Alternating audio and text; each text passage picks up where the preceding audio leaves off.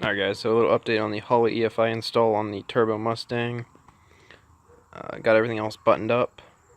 It's running really great now. Had to put a MSD distributor on there to be able to control timing through the Sniper. Pulls a lot harder down low where the carburetor wouldn't even try to pull. So a lot more torque down low. So much more power at the top end also. I was fighting some electrical noise issues with sensors getting random voltages, but straightened that all out. Now I'm just fighting a random stall issue, so we're getting that figured out, and then we'll be hitting the track soon enough. Also going to be putting a CS130 about 100 amp alternator on here. This one is just a 10 SI down there.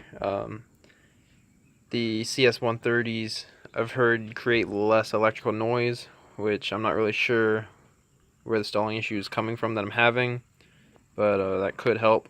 It's also a little bit smaller, so I'll have more clearance right there between the pipe and the alternator. I do have that wrapped to keep heat down, but it's about a ½ inch smaller diameter, so that'll help a little bit.